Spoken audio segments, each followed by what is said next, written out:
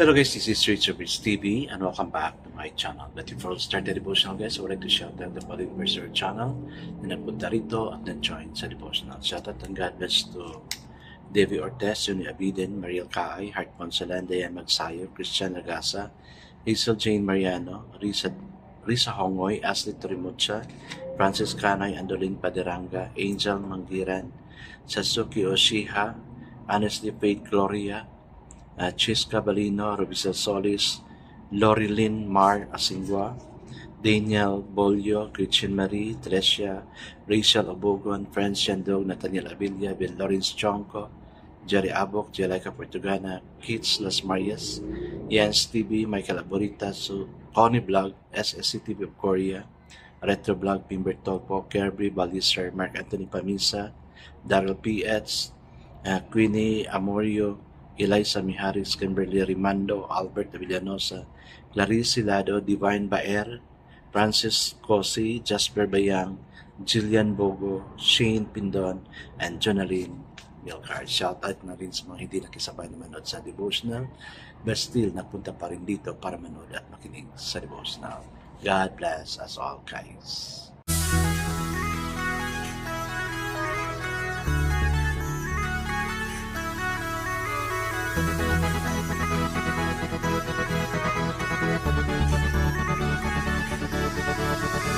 Rich TV, where you heard it, number one is on the top. Good advice is they'll never stop. Rich TV, where you heard it, number one is on the top. Good advice is they'll never stop. Finally guys, it's March and of course, it's my birth month. Oh, ihanda nyo na yung mga gift niyo dyan sa akin. Para i-bless naman kayo. Bless me, so God will also bless you. Pero lang yun. Pero as soon as possible, ako yung magbibigay ng blessing sa inyo. Kung meron lang. That if God would give me an abundance, then of course, I have to share the abundance God has given me. I guess let's now start our March 1 with a devotional. So let's open our Bible to Philippians chapter 3 verses 17 to 21.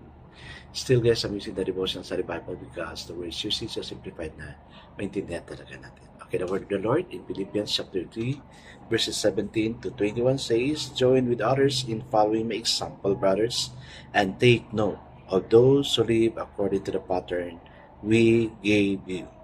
For as I have often told you before and now say again, even with tears, many live as enemies of the cross of Christ. Their destiny is destruction. Their God is their stomach, and their glory is in their shame.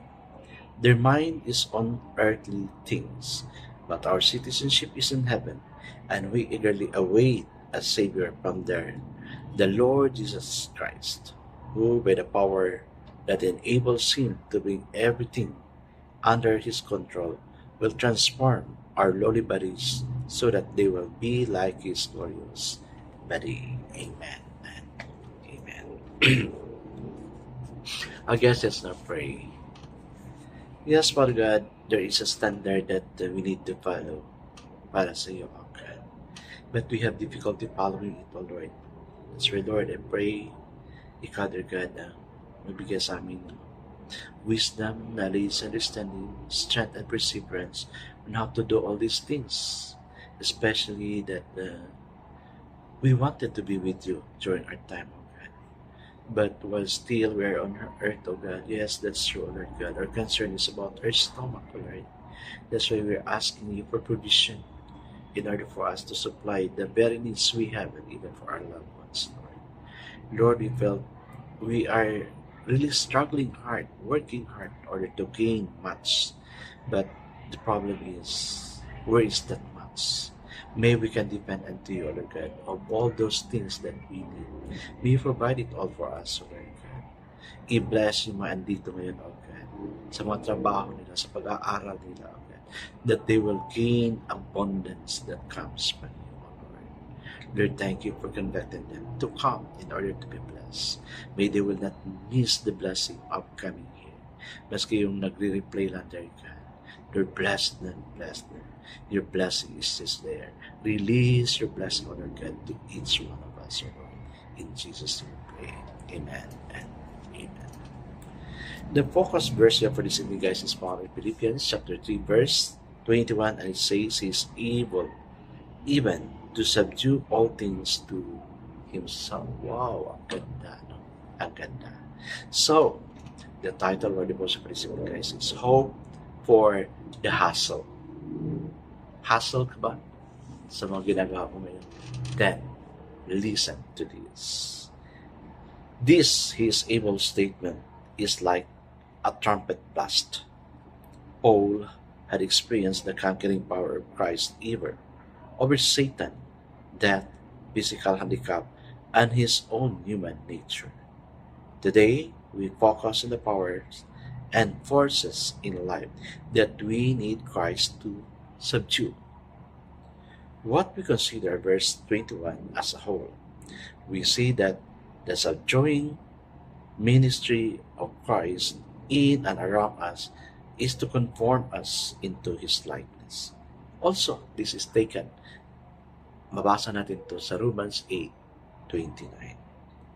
Christ is constantly working to conquer anything that will deliberate us in realizing that magnificent purpose. What has the power to hustle you? Ano yun? Nag-hustle sa iyo. What makes it difficult for you to be faithful and obedient to Christ? Yes, sa akin may nag-hustle talaga. Yung very need ko. Kagabi, I really keep on praying to God, Lord, are you happy na I'm so hustled about these things sa kakaisip? And I said, Lord, I know. You know what I'm struggling to. And give this to me. Sabi ko, Lord, siguro hindi naman mali yung hinihingi ko sa iyo. So yun.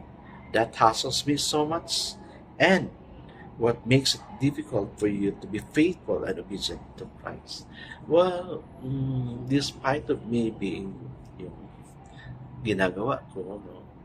Well, siguro nakulangan pa si Lord sa servisyo ko sa Kanya.